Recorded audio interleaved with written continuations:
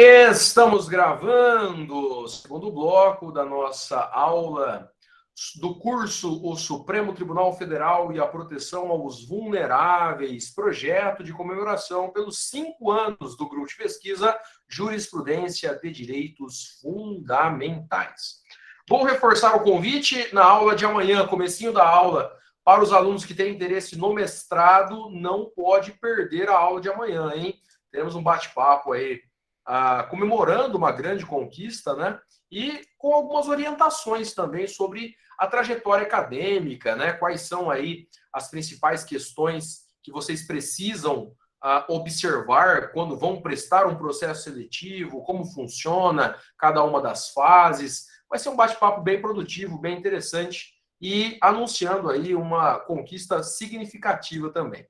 Fica então para amanhã nossa conversa, o nosso bate-papo sobre carreira acadêmica, né? Bem rapidamente, no comecinho da aula, para os alunos que se interessam aí no mestrado e, posteriormente, doutorado. Bom, gente, olha só. Vamos terminar esta interminável aula 1 para continuar a nossa matéria. Todo mundo consegue ver bem o slide? Maravilha. Então, nós estávamos analisando no finalzinho da aula. Nós estudamos, então, os direitos, a geração de direitos, né, as dimensões de direitos. Nós estudamos mecanismos processuais para concretização de direitos, direito de petição, mandado de segurança, mandado de injunção, habeas corpus, habeas data, habeas corpus coletivo, mandado de segurança coletivo. Nós estudamos, então, os mecanismos de concretização de direitos e, por fim, estudamos as instituições que colaboram com a proteção de direitos. A Defensoria Pública, o convênio OAB Defensoria, que é a assistência judiciária, né? Nós temos aí os advogados que exercem a defesa dos necessitados em juízo. Falamos um pouquinho da advocacia pro bono, que é novidade no Brasil. Falamos da importância do Ministério Público na proteção aos vulneráveis, associações, sindicatos, a importância do processo coletivo. Nós estamos encerrando, então, essa análise sobre jurisdição constitucional e proteção a direitos fundamentais. Sobre a questão dos necessitados, além da defensoria, queridos, eu estou destacando para vocês 2 textos legais que vocês precisam conhecer. Como nós dissemos no finalzinho da aula, o processo judicial, em regra, tem custos. Então, você tem despesas processuais. Tem uma tabela, inclusive, né? Vai ajuizar uma petição inicial, tem uma porcentagem sobre o valor da causa. Temos aí também, né, a taxa de mandato, que é a procuração, diligência do oficial de justiça, diligência para fazer uma citação. Se tiver perícia, tem que pagar o perito. Se for pelo correio, tem a taxa postal. Se for fazer uma pesquisa, né, sistema Bacenjude, que agora se chama Cisbajude, eu, particularmente, como professor de processo civil na área de execução, eu encabeço um movimento, #VoltaBacenjude, né? Quem puder contribuir aí, volta Bacen, porque Cisbajude é feio demais. Quero mandar um beijo especial, acredito que é o filho da Cíntia, que está nos prestigiando aí. Dê um beijão nele por mim aí, Cíntia. Vamos falar de direito das crianças, né? Em algumas aulas daqui uns dias, então. Não, aqui não tem barulho, não, fica tranquilo. Fica aí, então, a nossa homenagem, né? Às crianças. O Alexandre dizendo que o Cisbajude trouxe a teimosinha, pelo menos, né? É verdade, Alexandre. Mecanismo aí de pesquisa incessante, né? Buscas aí ao patrimônio do executado. Mas, enfim, como nós estávamos dizendo, então, existem custas tanto para o ajuizamento do processo, se tiver recurso, depois tem custas de preparo, inclusive, né? Quanto os honorários advocatícios, né? Os advogados particulares também estabelecem contratos de prestação de serviços e honorários advocatícios. A grande questão é que, além das instituições de proteção aos vulneráveis, como principal exemplo a Defensoria Pública, nós também temos a possibilidade de requerer em juízo, requerer ao juiz, que sejam concedidos os benefícios da justiça gratuita, também conhecido como gratuidade processual. Nós temos uma lei bastante antiga no Brasil, a Lei 1060 de 50, que estabelecia, né, as normas para concessão da assistência judiciária aos necessitados. Essa lei foi parcialmente revogada pelo novo CPC, o novo Código de Processo Civil, que agora já não é mais tão novo, né? 2015, mas entrando em vigor em 2016. Lá no artigo 98 e seguintes, ele trata sobre a gratuidade da justiça.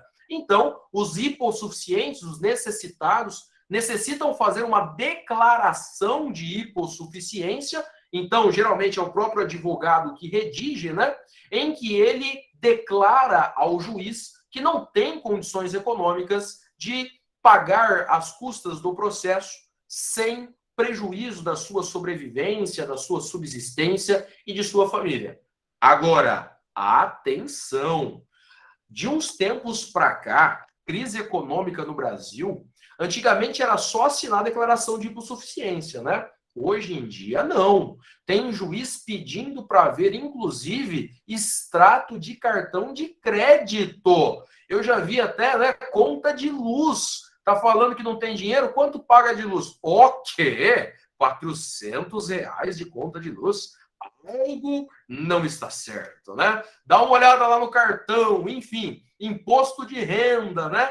Inclusive, gente, pode, né, dependendo do juiz aí, até uma questão de falta com a lealdade processual, né? Dependendo aí, litigância de má-fé, enfim, tem que tomar cuidado, porque quando você firma um documento, você está apresentando para o juiz, tá entendendo? Então, assim, cuidado, né? Vai mentir na cara do juiz.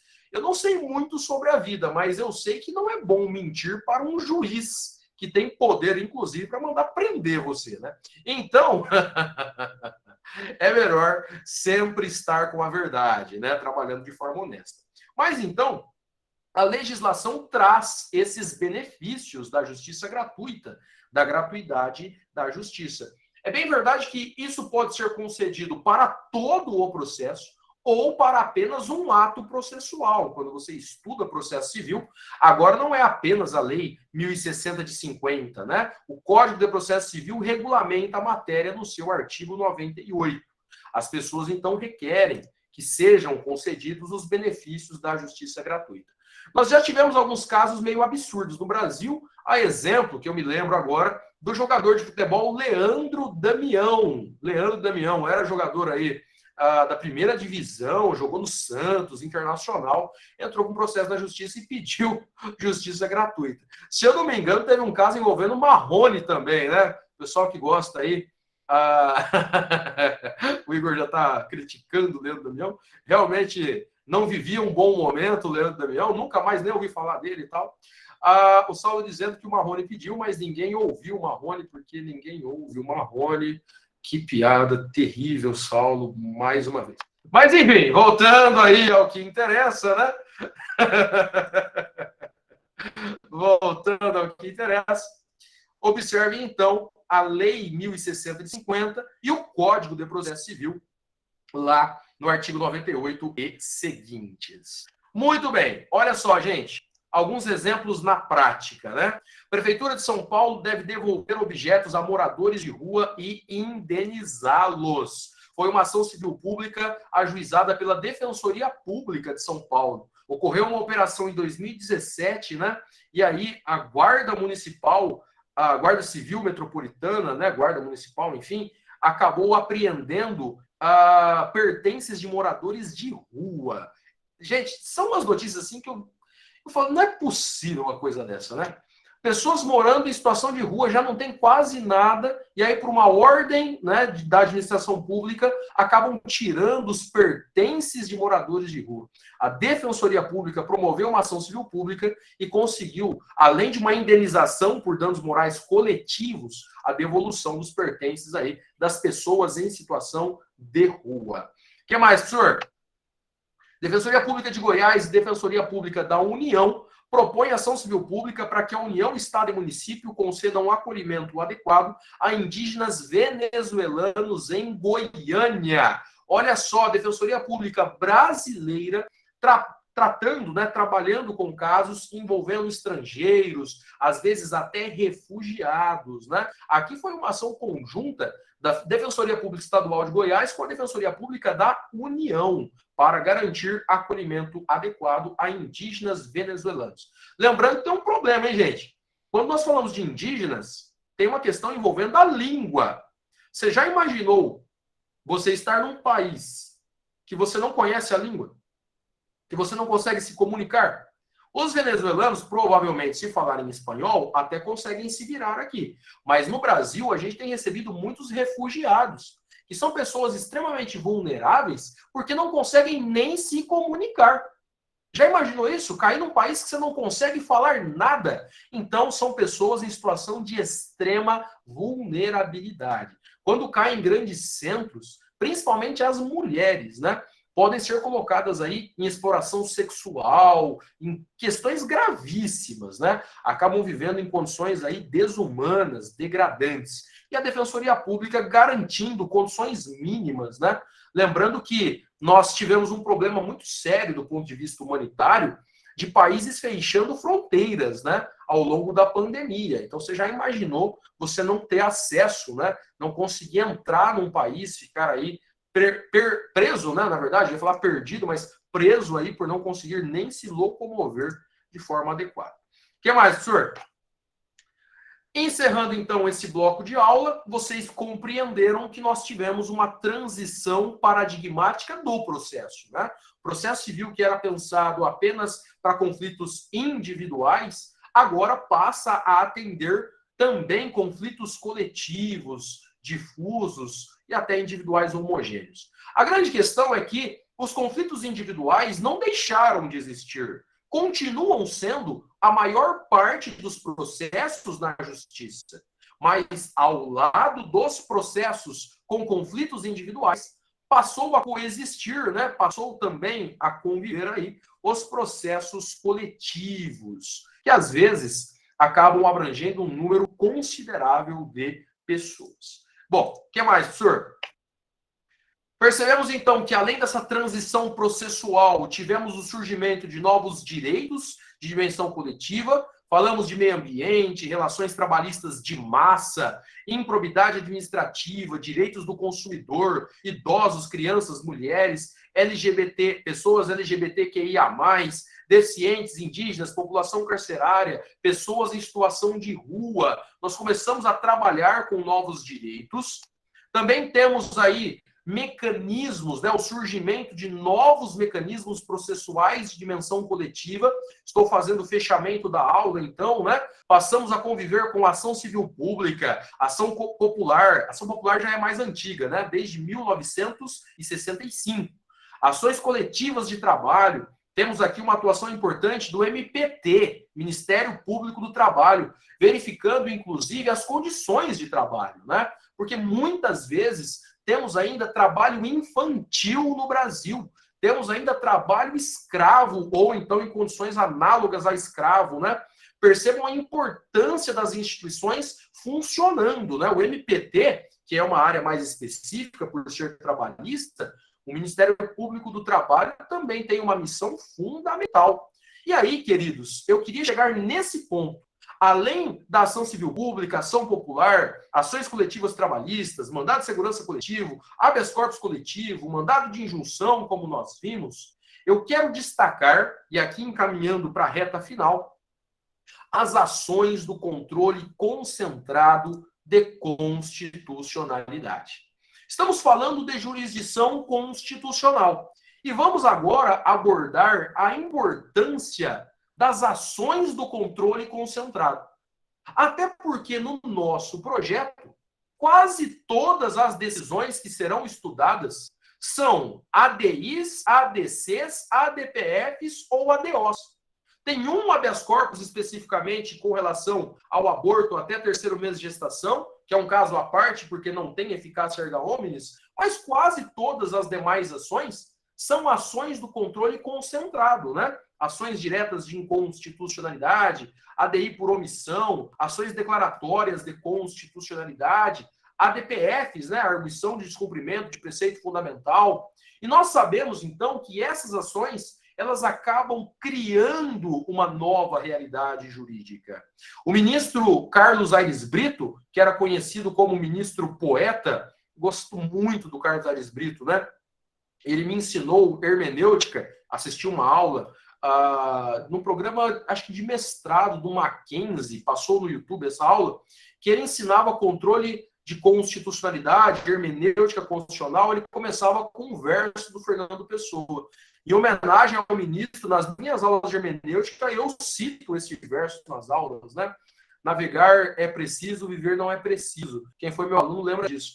Bom, a grande questão é a seguinte: as ações do controle concentrado, como dizia o ministro Carlos Aires Brito, o Supremo é uma casa de fazer destinos. Uma casa de fazer destinos. Quando ele decide, ele muda a realidade social, inclusive concedendo direitos a pessoas que historicamente foram muito marginalizadas, né? Objeto de preconceito, objetos de uma profunda desigualdade.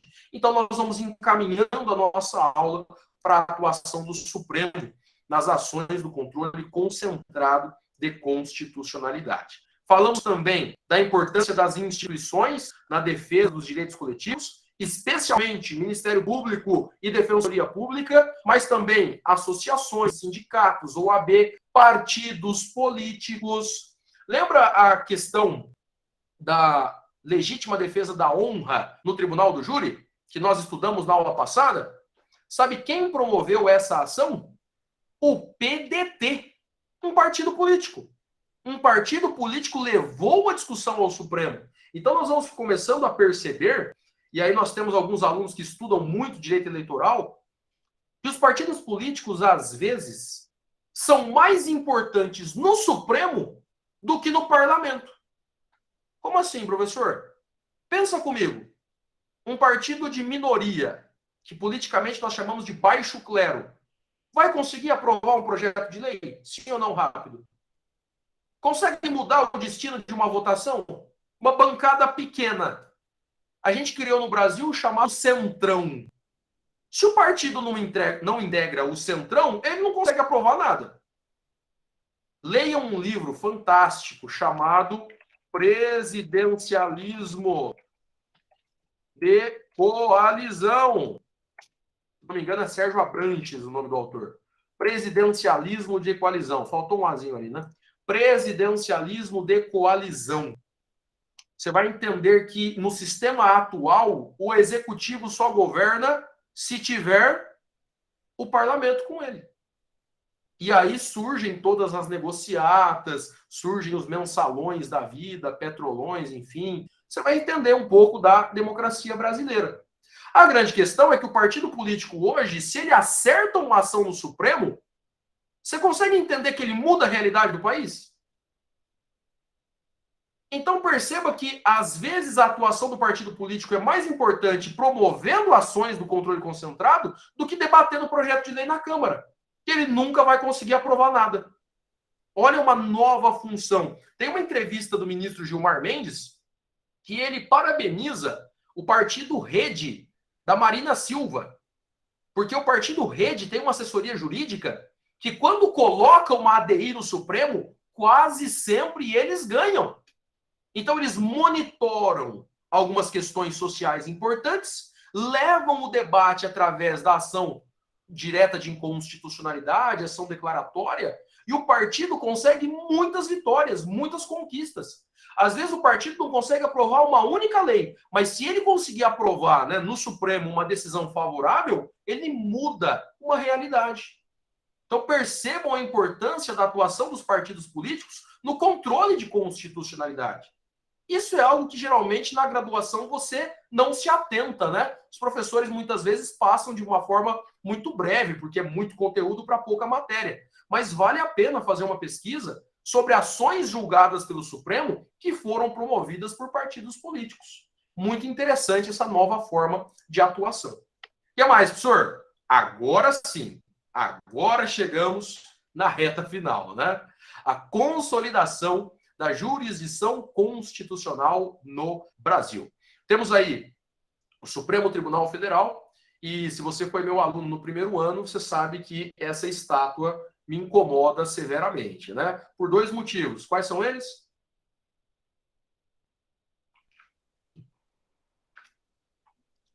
Por que essa estátua da justiça me incomoda? O Maurício já acertou a primeira.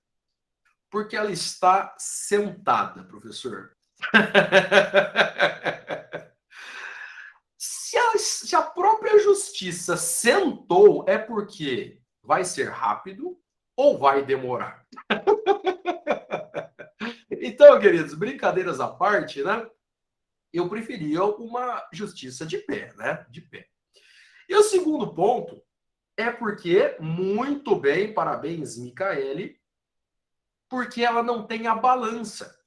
E quando nós estudamos o livro A Luta pelo Direito, de um jurista alemão chamado Rudolf von Jhering, Rudolf von Jhering diz que a justiça com a espada sem a balança, a espada é a força bruta do direito. A balança é o equilíbrio. Então, de acordo com Rudolf von Jhering, a justiça no Brasil não é equilibrada. Sim ou não? Cadê a balança? Aí o pessoal falou, senhor, mas talvez então não esteja errada a estátua. Não, gente, que isso, não diga isso. Quando você for em Brasília, tire uma selfie e me marque no Instagram, né? Uma estátua imensa, né? O prédio do Supremo é maravilhoso, projetado por Oscar Niemeyer. Muito bem. Olha só então, queridos, a consolidação da jurisdição constitucional no Brasil. O que nós temos então? Nos textos do Barroso, que eu pedi para que você fizesse a leitura, o ministro diz que o modelo de constitucionalismo praticado no mundo contemporâneo, tanto nas democracias tradicionais como nas novas democracias, segue nas suas linhas gerais, ainda que não no detalhe, o padrão que foi estabelecido nos Estados Unidos da América ao longo dos últimos 200 anos. Você sabe que no Brasil nós tivemos uma influência muito grande do constitucionalismo estadunidense em virtude de uma pessoa em especial.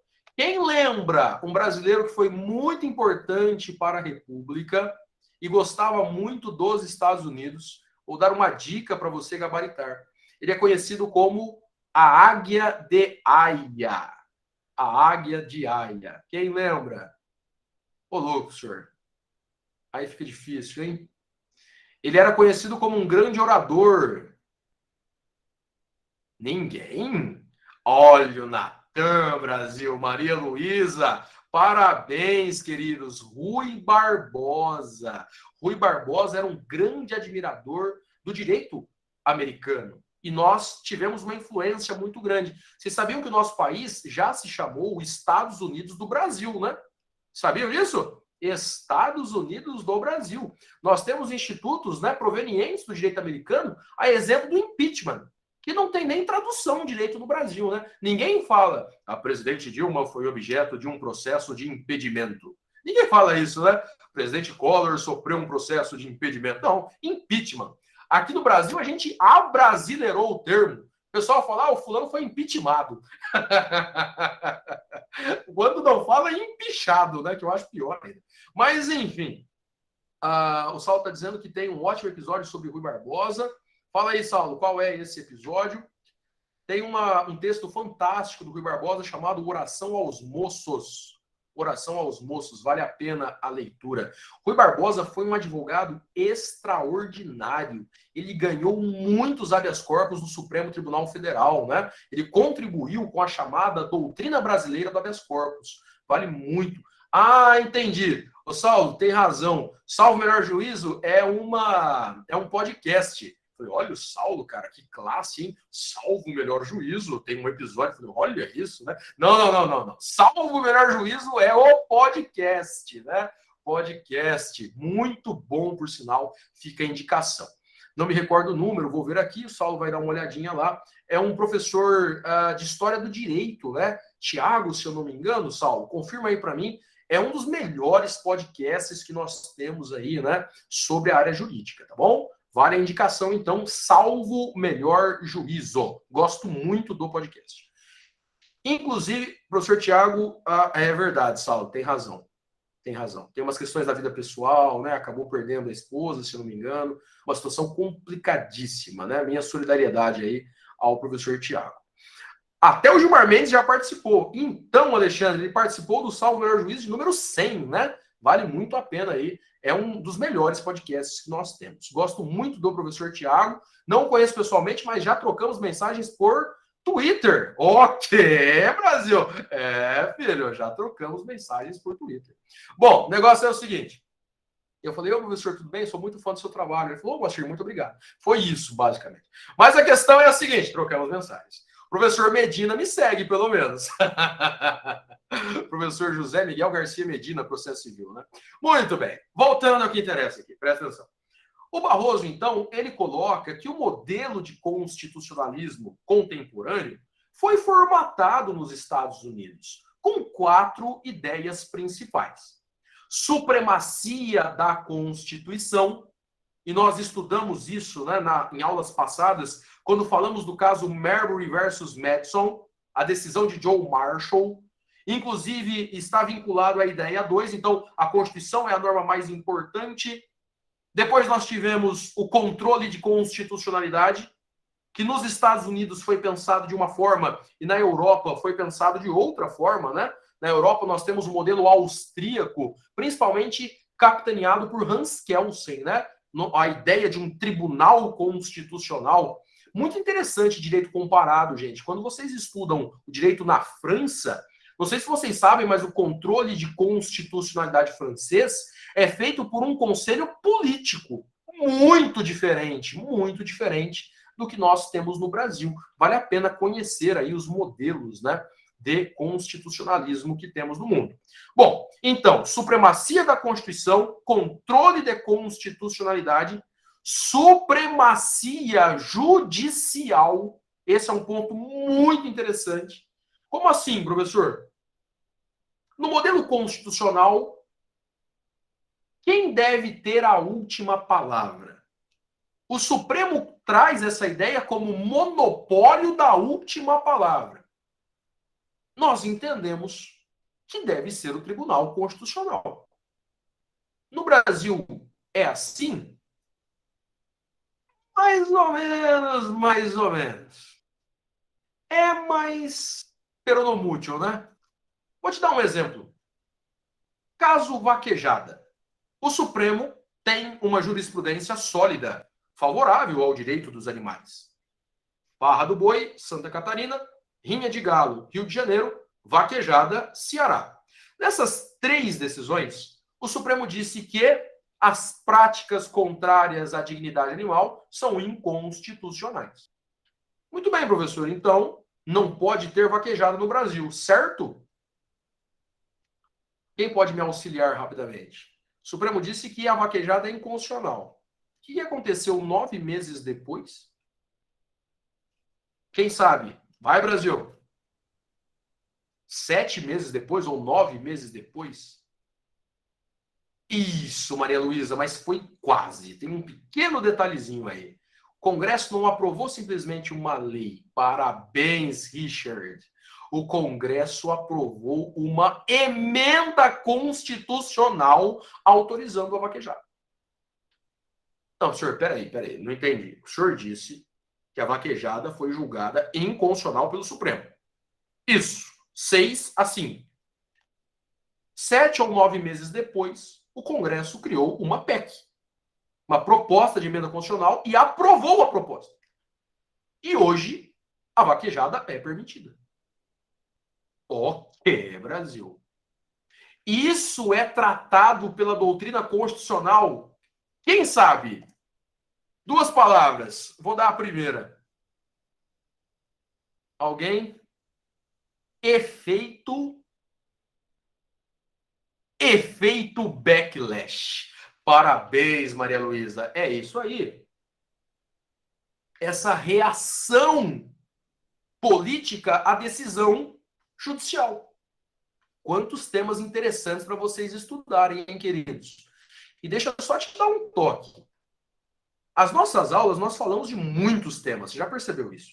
Então, qual é a postura mais adequada? Pô, o professor falou lá de efeito backlash. Nunca ouvi falar disso. Anota no seu caderno, depois pesquisa. Essa é a forma mais adequada de você aprender a matéria, né? A gente não tem condições de ficar detalhando tudo.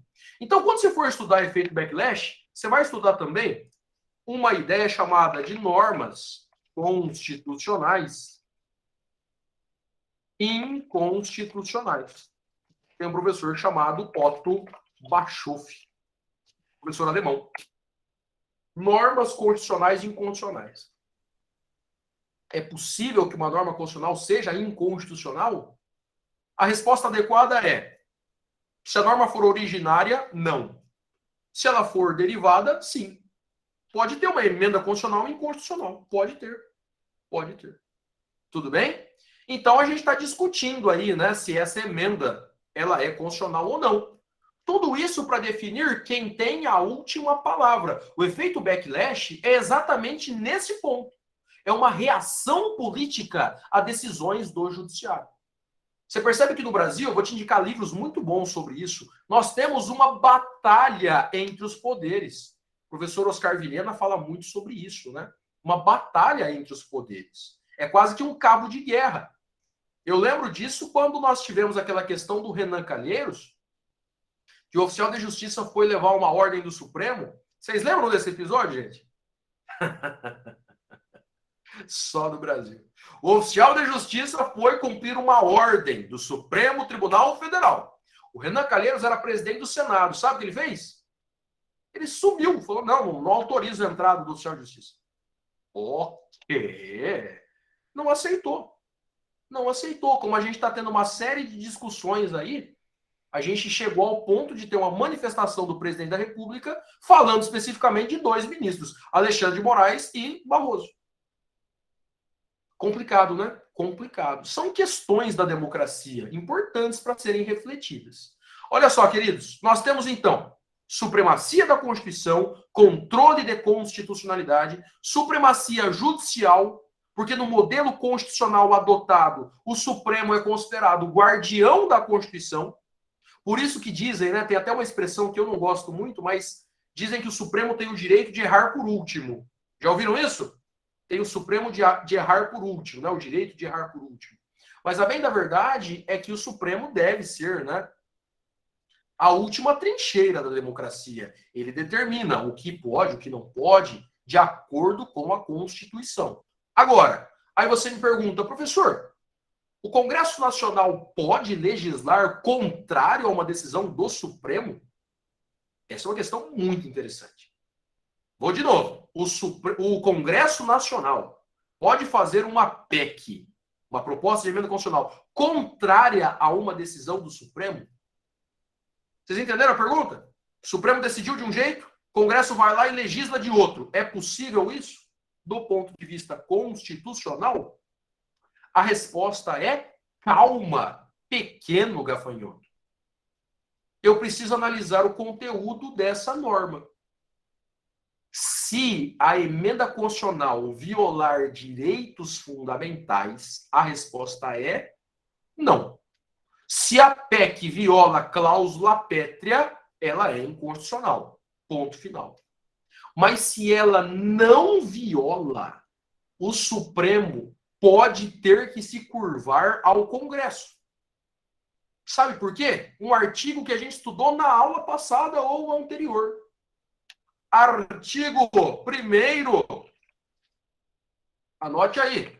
Artigo 1º, parágrafo único da Constituição da República Federativa do Brasil. Quem lembra o que diz no artigo 1º?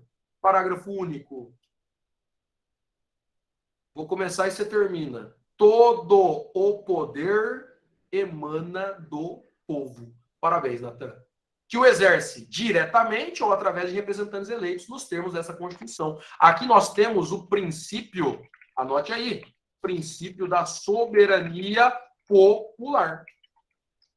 Então, a doutrina entende, pelo menos uma boa parte da doutrina entende, que se o Congresso exerce a soberania popular, ele pode contrariar uma decisão do Supremo. E sabe o que é mais interessante, queridos? Tivemos ações discutindo vaquejada e o Supremo não quis enfrentar o tema. Não quis enfrentar. Se tem uma emenda constitucional, enquanto a emenda não for declarada inconstitucional, vaquejada pode no Brasil. Interessante ou não? Caso complexo, né? É o convívio entre o direito e a política. Então, para fechar, se o Congresso legisla contrariando direitos fundamentais, contrariando cláusula pétrea, não vale. A lei ou a emenda é inconstitucional. Agora, se não há violação a direitos fundamentais e não há violação à cláusula pétrea, o Congresso pode. É o chamado efeito backlash. É uma resposta do Congresso a posições do Supremo. Tudo bem até aqui, gente? Maravilha? Então vamos em frente. Supremacia judicial, que tem sido muito questionada no Brasil, e principalmente algo que justifica a existência do nosso grupo de pesquisa. O modelo de constitucionalismo contemporâneo tem uma ativa proteção a direitos fundamentais. Há 4 anos e meio, nós temos nos dedicado a estudar decisões do Supremo sobre direitos fundamentais, para você perceber a importância, né, desses direitos para o constitucionalismo. Muito bem. Agora eu vou te passar uma série de livros para você anotar aí e ler em algum momento da sua vida. Esse senhor, chamado Aliomar Baleiro, foi ministro do Supremo, um grande tributarista, tem obras de direito tributário fantásticas do ministro Aliomar Baleiro. E lá em 1968, perceba que durante o período de ditadura militar, né? Ele escreve um livro chamado Supremo Tribunal Federal, Esse Outro Desconhecido. Hoje, quando eu falo o Supremo Tribunal Federal, Esse Outro Desconhecido, você fala assim, senhor, não é possível. Como assim desconhecido? Aqui em casa o pessoal sabe até o nome dos ministros. Sim ou não? Você está no almoço de domingo, aquela macarronada, o seu pai fala assim, como que é o nome daquele ministro que parece o João Plenário da Praça é Nossa? Ok, Brasil. Não, apenas cogitando uma hipótese, né? Ministro Gilmar Mendes? Isso, exatamente. Então as pessoas pegam birra de ministro hoje, né? Tem gente que não gosta do Alexandre de Moraes, tem gente que não gosta do Barroso, tem gente que não gosta do Gilmar, tem gente que não gosta do Lewandowski, tem gente que não gosta do Dias Toffoli. Agora está começando a ter gente que não gosta do Nunes Marques. Vamos ter o André Mendonça agora daqui uns dias, né? Então percebam, gente, hoje o Fux, né? Exatamente. Então perceba que hoje as pessoas, elas acompanham no noticiário. Inclusive tem a galera que é contra o Supremo, tem a galera que entende as vicissitudes políticas. É estranho falar isso, mas por que eu estou trazendo esse livro? Porque percebam, gente, que até a Constituição de 88, o Supremo era um tribunal basicamente técnico e não entrava em questões políticas como entra hoje. O Supremo tinha uma posição positivista. Por que positivista, senhor? Somos escravos da lei. O que a lei determina, nós aplicamos.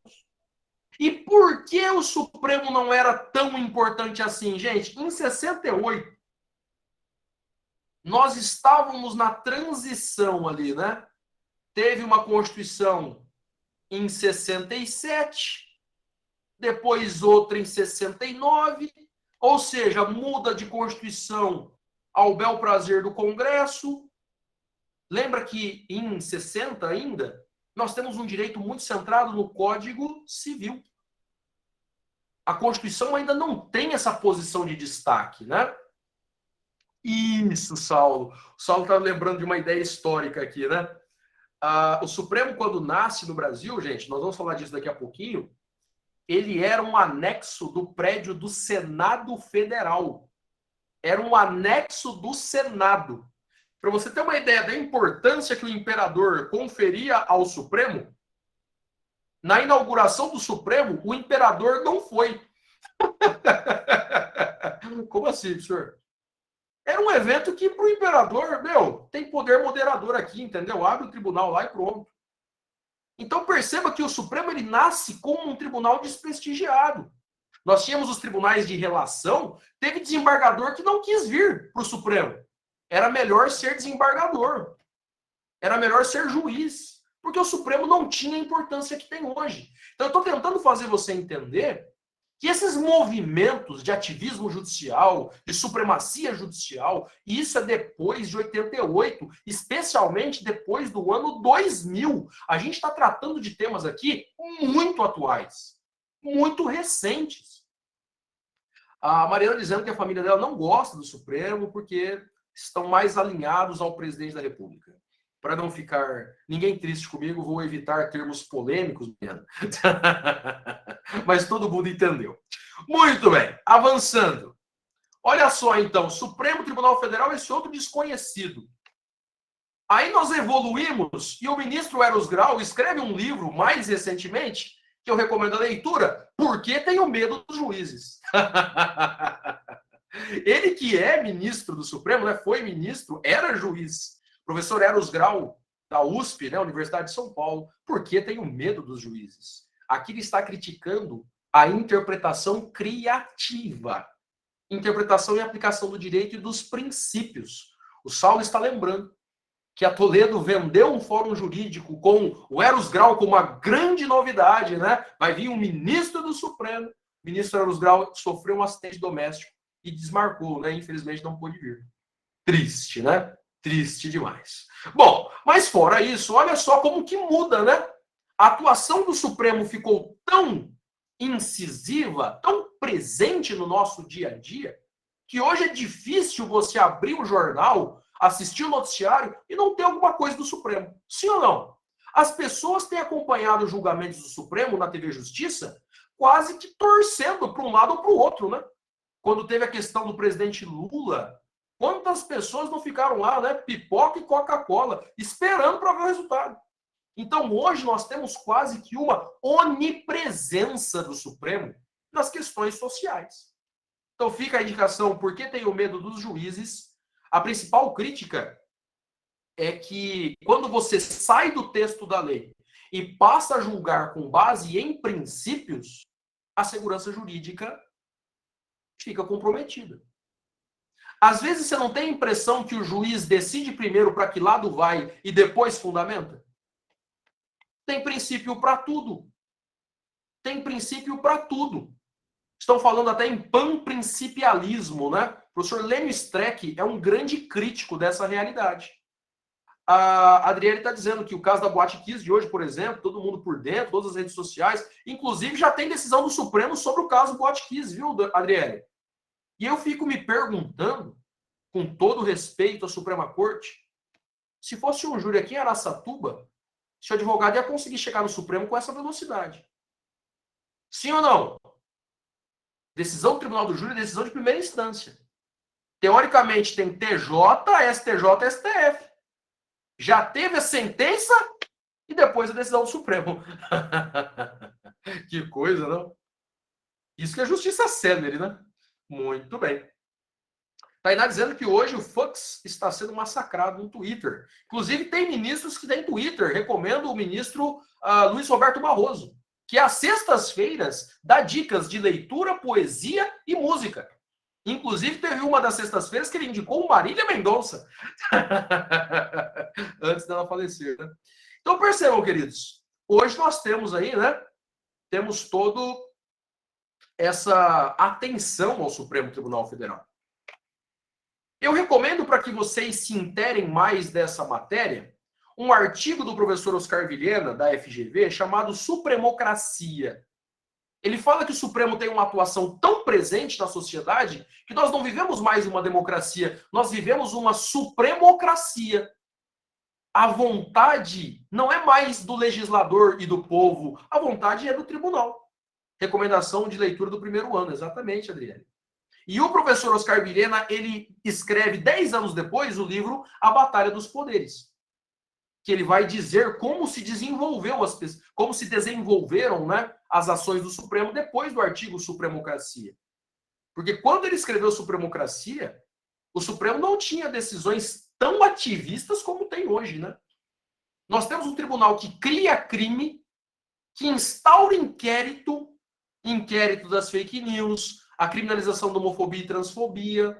Queridos, eu não estou dizendo que a decisão foi errada ou foi certa. Eu sempre digo isso nas aulas. Para mim, homofobia é um dos graves problemas brasileiros. Pessoas morrem pelo simples fato de serem homossexuais. Esse é um problema da nossa sociedade. Agora, a minha questão é, nós vamos criar crime por decisão judicial? Nelson Hungria Hofbauer, ele está se debatendo nas catacumbas, porque o princípio da legalidade diz que não há crime sem lei anterior que o defina. Pergunta, qual é a lei que define o crime de homofobia e transfobia? Não tem. Não, professor, mas está equiparado ao crime de racismo. Então, mas pode ter equiparação em Malam Partem? Pode ter interpretação analógica em Malam Partem? Percebe o conflito que a gente está vivendo, gente? O tribunal instaura o inquérito das fake news e se tiver algum deputado ali, o deputado tem foro por prerrogativa de função. Sim ou não? Então o tribunal, ele instaura o inquérito, ele é vítima do inquérito e ele vai julgar? Você está entendendo a confusão? Por que choras, Montesquieu? Separação de poderes fica comprometida. Gente, olha que complexo está o direito constitucional contemporâneo. Por isso, necessidade de estudar de forma aprofundada, detalhada. Não é só conhecer o texto da Constituição. Porque se você conhece o texto da Constituição e não conhece as decisões do Supremo, você erra na prova. Depositário infiel. Está escrito na Constituição que pode prender ou não? A Constituição diz que pode prender o depositário infiel. Prisão civil do devedor de alimentos, prisão civil do depositário infiel. Está escrito até hoje no artigo 5º. Aí eu te pergunto, hoje pode prender depositário infiel? Não, não pode, professor. Tem a súmula vinculante número 25 do Supremo. Então, se você for pelo texto da Constituição, você erra na prova. Porque hoje a prisão civil do depositário infiel não é permitida. Súmula vinculante 25. Você entendeu que a súmula bloqueou a eficácia da Constituição? A Constituição diz pode. O Supremo diz não pode. Teoria do Chaves, para quem se lembra aí do primeiro ano. Maravilha, queridos? Belezinha? Vamos para a reta final, então. Estou indicando mais 2 livros. Isso, Richard. É ilícito, não é inconstitucional. É ilícito. A súmula vinculante fala em ilicitude. Estou indicando do professor Oscar Vilhena, Direitos Fundamentais, uma leitura da jurisprudência do STF. Espetacular esse livro. Ele é publicado pela editora Malheiros. Estou indicando também A Razão e o Voto, Diálogos Constitucionais com Luiz Roberto Barroso. Foi organizado por Oscar Vilhena e Rubens Glaser. Ótimo professor também, professor Rubens Glaser. Inclusive, gente, esse livro, A Razão e o Voto, é fantástica, porque o Barroso escreveu um artigo, e aí o professor Oscar e o professor Rubens organizaram professores para questionar o artigo do Barroso. E aí você tem um debate em cima do texto. Olha que interessante isso, né? É como se você tivesse tese, antítese e síntese. Muito interessante. Eu gosto muito do Barroso, mas às vezes eu me preocupo com algumas questões. Vocês já estudaram sobre a função iluminista do STF? Barroso fala sobre isso num dos artigos mais recentes. Eu fico bem preocupado se o tribunal tem função iluminista mesmo. Vou passar esse texto para vocês lerem aí ao longo do nosso curso. Estou recomendando também um clássico, né, um dos principais professores que escreve sobre a matéria, professor doutor Elivaldo da Silva Ramos, procurador do Estado de São Paulo, professor da USP, Ativismo Judicial, Parâmetros Dogmáticos. Foi uma das primeiras obras, né, lá atrás, a falar sobre essa matéria. Nos Estados Unidos, nós falamos de ativismo desde a década de 50, 60, mais ou menos. No Brasil, é um tema mais recente. O que mais, professor? Estou indicando 2 livros, né? Esse, Como Decidem as Cortes, ganhou prêmio, inclusive, né? Como Decidem as Cortes, para uma crítica do direito brasileiro.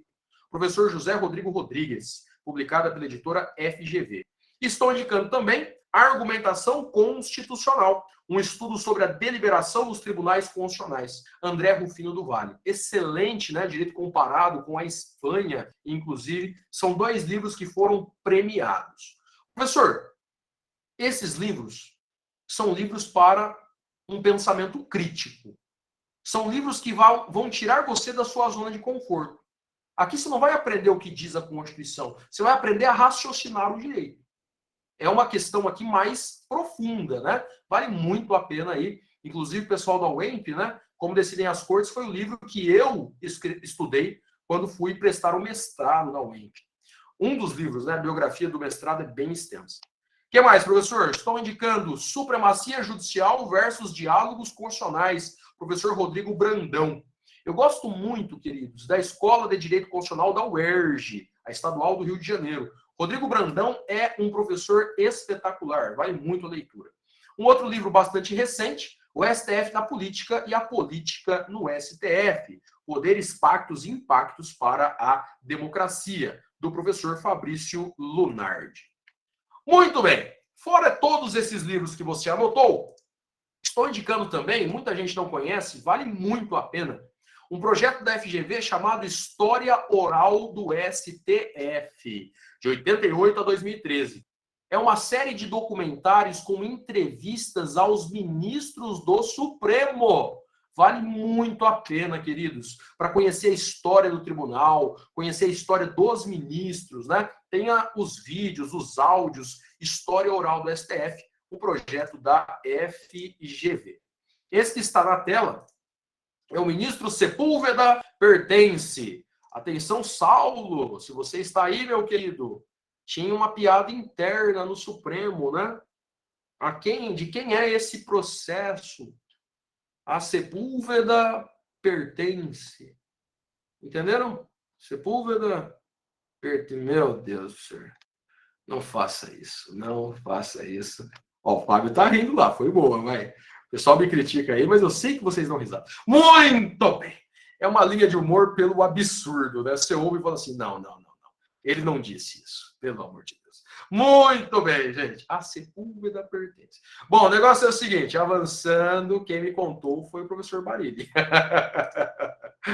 Estou passando para frente. Estamos gravando, exatamente. Olha só, queridos, para fechar então, olha que beleza. A trajetória histórica do Supremo. No Brasil, quando a Corte Real Portuguesa chega em 1808, é instalada a chamada Casa de Suplicação, né? Foi criada por Dom João VI, rei de Portugal. A Constituição Imperial, ela instituiu o Supremo Tribunal de Justiça. Já se chamou Supremo Tribunal de Justiça, 1824. Em 1891, ele recebe essa nomenclatura, Supremo Tribunal Federal. É o artigo 55 da Constituição de 1895. Em 34, ele passou a se chamar Corte Suprema. Olha que interessante, artigo 73 da Constituição de 34, Corte Suprema. Em 37, foi reestabelecido o nome Supremo Tribunal Federal. E em 88, manteve-se essa nomenclatura, né? Nas próximas constituições aí, 67, 69, manteve-se Supremo Tribunal Federal. E o Supremo Tribunal Federal, em 88, acumula as funções de Suprema Corte e de Corte Constitucional. Vou falar um pouquinho disso para a gente encerrar a aula de hoje. Então, olha só, uma curiosidade, queridos. Durante 109 anos, o Supremo foi um tribunal composto apenas por homens. Durante 109 anos. Sabe quando foi nomeada a primeira ministra mulher na história do Supremo? 2000. Ano 2000, ministra Ellen Grace. Sabe quantas ministras tivemos depois dela? Mais 2. Ellen Grace, Carmen Lúcia e Rosa Weber. 3 mulheres. Como que a gente vai discutir direito das mulheres no tribunal se tem 2 mulheres hoje lá? Quantos negros temos hoje, professor? Nenhum. Você entende como é complicado a proteção dos vulneráveis? A importância de nós termos uma atuação consistente para a conquista de direitos? Então perceba, né? Até meados dos anos 2000, as mulheres somente podiam entrar nas instalações da corte trajando saias. Até os anos 2000, para você entrar no tribunal, se fosse mulher, teria que estar de saia. Nós temos uma discussão hoje muito interessante. A série Sex Education está trabalhando isso também, né? Que é a questão das pessoas não binárias. Já ouviu falar disso? Pessoas que não se identificam nem como homens, nem como mulheres. E aí, se a menina quer usar terno, professor, mas o terno com a gravata é roupa de homem. Não, mas quem falou isso? A pessoa não pode se vestir do jeito que ela bem entender? A grande questão é que, até os anos 2000, as mulheres tinham que entrar trajando saias. A obrigatoriedade foi ultrapassada em maio de 2000, mesmo ano em que a primeira mulher passou a integrar a composição, a ministra Ellen Grace Northflat. Não sei se a pronúncia é assim, tá? Eu só conheço como Ellen Grace. Tomou posse em dezembro do ano 2000 e permaneceu no Supremo por 11 anos. Inclusive, presidiu a corte no biênio 2006-2008. Beleza? Olha só o Eric, que legal, cara. Que legal, hein? Bacana. Depois, quando a gente for tratar desse tema, Eric, você pode me ajudar aí, viu? Pode colaborar comigo. A gente vai ter uma aula específica, né? Gostaria de ouvir aí, até para que as pessoas entendam melhor. A gente tem muito preconceito ainda, né? A Tainá dizendo que é interessante que essas 3 ministras são todas brancas também, né? Ô, Tainá, tirando a ministra Carmen Lúcia, a Ellen Grace e a Rosa Weber, elas são europeias, né? Branquíssimas, loiras e tal. Então você vai perceber que, infelizmente, a gente tem uma dificuldade muito bem observado. 3 mulheres, nenhuma negra. Nenhuma negra. Muito bem. Avançando aí. Perceba então que as funções que o Supremo possui hoje, as funções principais, competência originária, tribunal recursal como última instância e corte constitucional. Respira fundo aí, faça um polichinelo, jogue uma água no rosto, 15 minutinhos e a gente encerra a aula. Quando eu falo em competência originária, significa que algumas ações começam direto no Supremo. Quais ações são essas, professor? As ações previstas no artigo 102, a linha A da Constituição. Eu vou te dar um exemplo. Ação Penal 470. Quem lembra dessa ação penal? Em uma palavra, Ação Penal 470, Minas Gerais. Vai, Brasil. Ninguém? Tá chegando agora aqui. Tava demorando, né? Tava demorando. Mensalão, professor. Um dos processos mais importantes da República. Perceba que o mensalão, como envolvia parlamentares com foro prerrogativa de função, ele começou direto no Supremo. Para te ajudar a entender isso, olha esse gráfico aí. Quando eu falo em competência originária, ações de competência originária significam que essas ações se iniciam direto no Supremo. Significa dizer que o tribunal funciona como primeira e única instância. São os casos das ações do controle concentrado, ADI, ADO, ADC, ADPF, ou casos que exista foro por prerrogativa de função. O mensalão não passou pelo juiz, pelo tribunal, pelo STJ. Para quem tem foro por prerrogativa de função, ele começou direto no Supremo. Tanto é que teve uma discussão com relação à Convenção Americana de Direitos Humanos, que garante, lá nas garantias processuais penais, o duplo grau de jurisdição. Isso, Maurício! Parabéns, meu querido! Cadê o duplo grau, professor? A gente teve um recurso. E sabe o que o Supremo julgou? Não, tem duplo grau, sim. Porque tem direito a recurso. Tá, então eu vou te dar um exemplo. Você tem 13 anos. Chega pro seu pai e fala assim, pai, tô indo na Expo, bons tempos, hein? Vou curtir Barões da Pisadinha. O que seu pai fala? Não.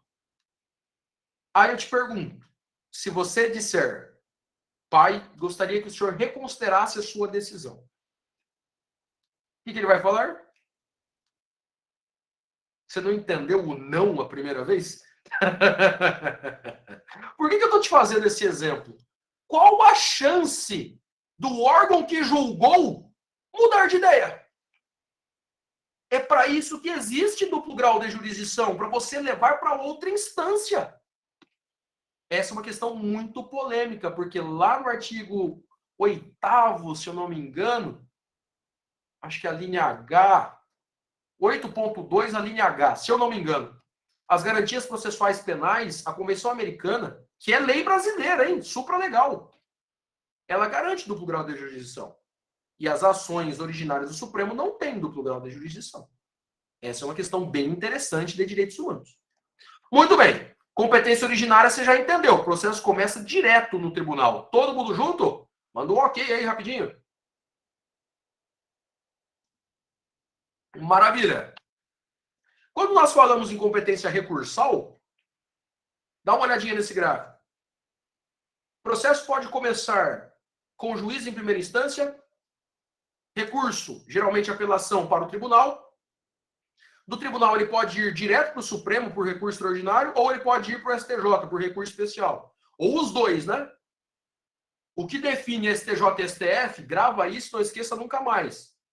Recurso especial cabe quando na decisão do TJ existe violação à lei federal.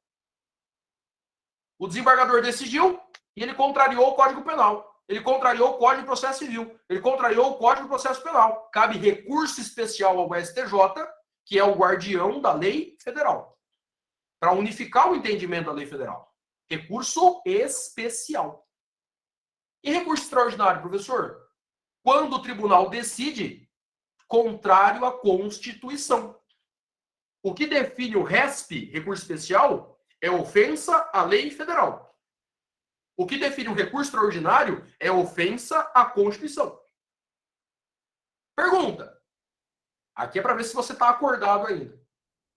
E se na decisão o tribunal contrariar os dois?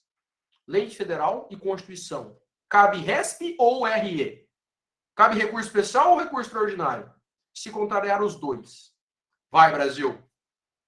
Cabe os dois recursos. Parabéns, Tainá e Saulo. O pessoal que é do 5º ano já está formado, está mais familiarizado com essa história, né? Cabe os dois recursos. Só que o STJ julga primeiro, se não resolveu, o STF julga depois. Professor, traz para a nossa matéria agora. Teve um cidadão aqui em São Paulo que resolveu prestar o concurso para a gloriosa Polícia Militar. Tudo bem? Ele foi aprovado na prova, e aí ele foi prestar lá o TAF, né?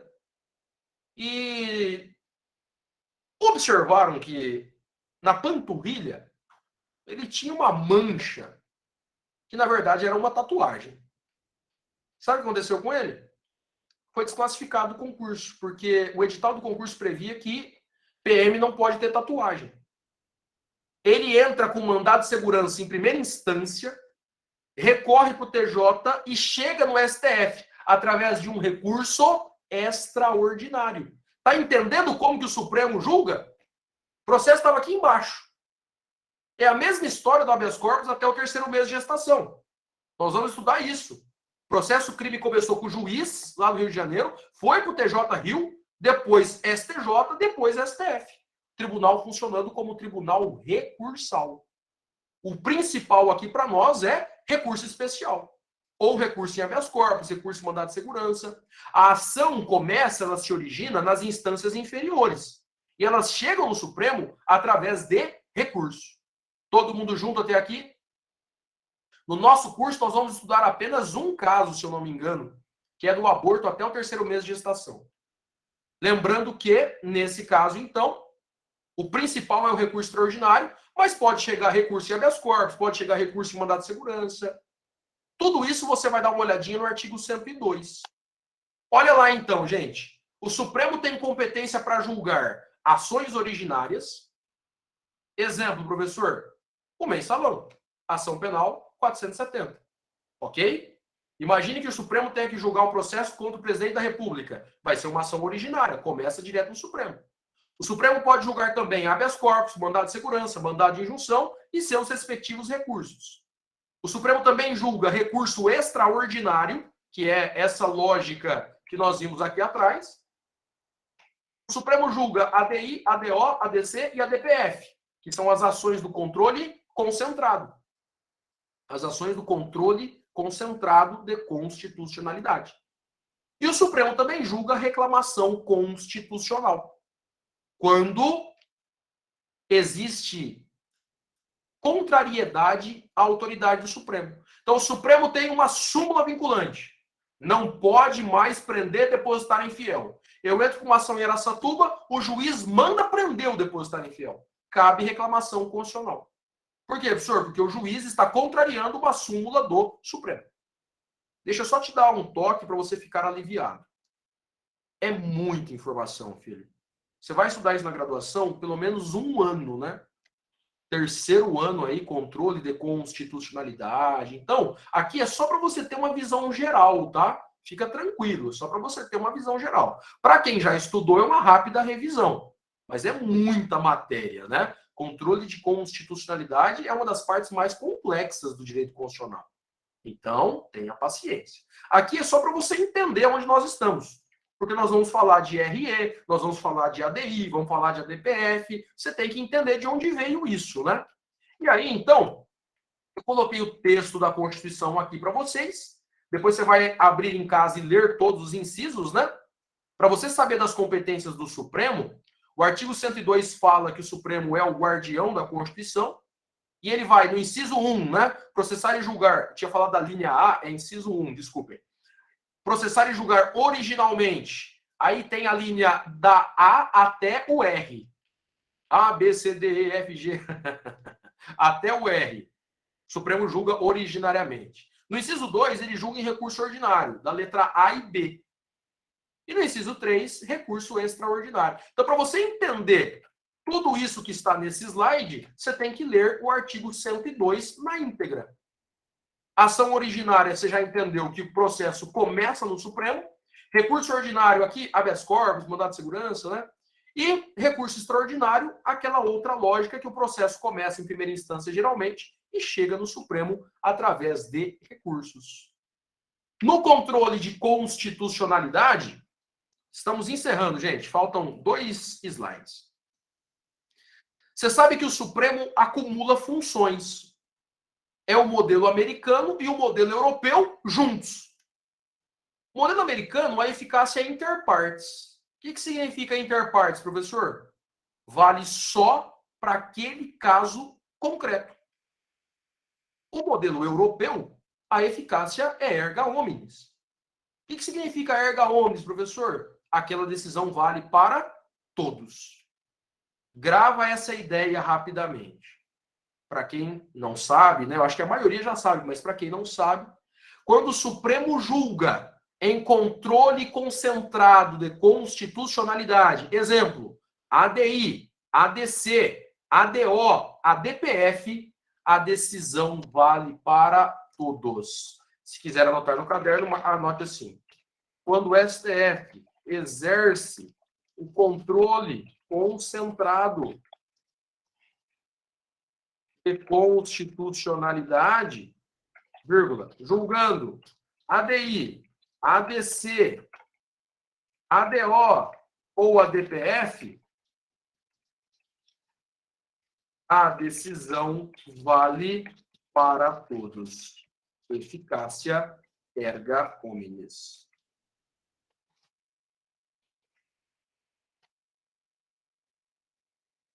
A maioria das decisões que nós vamos estudar tem eficácia erga omnes. Quando eu falo da união estável homoafetiva, essa decisão do Supremo vale para todos. Quando eu falo do feto anencéfalo, essa decisão do Supremo vale para todos.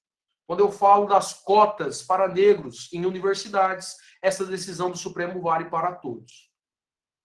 Mas o Supremo também exerce o controle difuso. E nós vamos estudar pelo menos um caso, que é o habeas corpus do Rio de Janeiro, sobre o aborto até o 3º mês de gestação. Nesse caso, por se tratar de habeas corpus, o controle de constitucionalidade é difuso. Então, ele vale apenas para o caso concreto. Anote assim, quando o STF exerce o controle difuso de constitucionalidade, julgando, por exemplo, habeas corpus, a decisão terá validade apenas para o caso concreto. Eficácia inter partes. Ou seja, significa dizer que se o STF disse que até o 3º mês de gestação a eliminação da vida humana intrauterina, ou seja, do feto, né, não deve ser criminalizado, essa decisão atinge apenas as partes daquele processo. E aí, meus queridos, que reine o caos. Por quê, senhor? Porque você tem um precedente que vale só para aquela mulher. E aí a gente tem centenas de milhares de processos falando de aborto. E aí a menina olha essa decisão na TV e fala, doutor, então eu não respondo mais pelo crime? O que o advogado vai falar para ela? Na verdade, essa decisão não te atinge, porque ela atinge apenas aquele caso concreto. Para ser bem sincero, gente, minha opinião, tá? Minha posição pessoal. Eu entendo que o Supremo não deveria exercer controle difuso. Para mim, o Supremo, sempre que julgasse, teria que valer para todos. Porque como é que você explica para uma mulher que está respondendo o processo, que teve outra lá no Rio de Janeiro, que a turma do Supremo, não foi decisão do plenário, tá? Vou explicar isso melhor na próxima aula. Aquela mulher, ela não foi condenada pelo crime, mas essa que está aqui em São Paulo vai responder. Não gera um caos, queridos? É um caos. Então, complexo, muito complexo. Lembrando que nesse habeas corpus, apenas 2 ministros se posicionaram dessa forma, tá? Não foi a turma inteira, não. Dos 5 ministros, apenas 2. Ministro Barroso e ministra Rosa Weber. É uma das questões que nós vamos estudar nas próximas aulas. O artigo 103 indica quem são os legitimados, ou seja, quem pode ajuizar as ações. E o artigo 103A vai falar de súmula vinculante. Mas em virtude do horário, para a gente não correr, e como vocês já estão muito cansados, até aqui está ótimo. Amanhã eu fecho a aula, tenho só esses 2 slides para a gente encerrar. E amanhã já começamos a tratar do direito das mulheres, negros e deficientes. Conto com vocês amanhã, hein, gente? Quem não assinou a lista de presença de hoje, deixa eu colocar ela de novo aqui.